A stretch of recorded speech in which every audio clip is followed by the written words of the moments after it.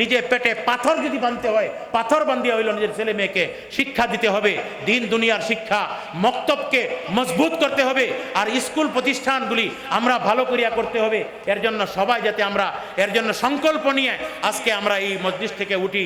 আর যা কিছু কথা বললাম কম সময়ের ভিতরে যদি কোনো কঠোর কথা বেরিয়ে থাকে মনে কিছু রাখবেন না। আমার উদ্দেশ্য কাউকে কষ্ট দেওয়া না, আমার উদ্দেশ্য হইল আমরা সবাই যাতে আগ বাড়িয়া যাইতে পারি, আল্লাহর সন্তুষ্টি লইয়া দুনিয়ার মধ্যে ইজ্জতের জিন্দেগি, কবরে শান্তির জিন্দেগি, হাসরে যাতে আল্লাহর রাজামন্দি আল্লাহর মায়া করিয়া আল্লাহ যাতে আমরা জান্নাত দেয় এমন উপযুক্ত হইয়া যাইতাম পারি, এই উদ্দেশ্য নিয়ে কথা বলছি। অন্য কোনো কাউকে টার্গেট করিয়া কাউকে কোনো কথা বলি নাই। যদি আঘাত পাইয়া থাকেন আল্লাহর হস্তে মাফ করবেন।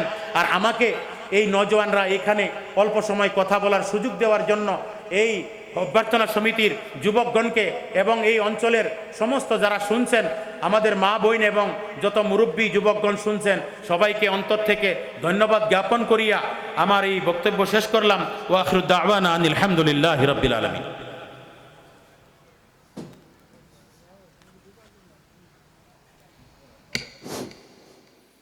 আলহামদুলিল্লাহ,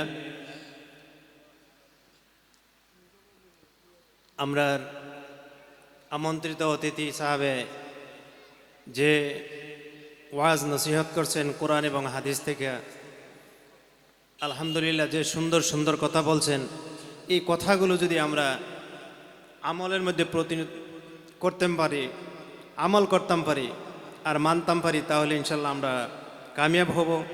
তো এখন ইনশাল্লাহ ঈশার নামাজ হবে, আজান হবে। ঈশার নামাজের পরে ইনশাল্লাহ আমাদের মুখ্য কারি এবং আমাদের মুখ্য অতিথি হজরত মৌলানা মুফতি শেখ আব্দুল মান্নান সাহাব দামতে বরকাতুহুম আলিয়া, উনি আইসে নাকি আচ্ছা, উনি আসছেন। তবে নামাজের পরে মানে হুজুর এখানে আসবেন, আপনারা কেউ যাইবেন না। নামাজ পড়ার পরে ইনশাল্লাহ নামাজটা শেষ হওয়ার পরে ইনশাল্লাহ আমাদের আবার প্রোগ্রাম আরম্ভ হবে। তবে এখন নামাজের কারণে বিরতি দেওয়া হয়েছে ইনশাল্লাহ। যে অনুমতি।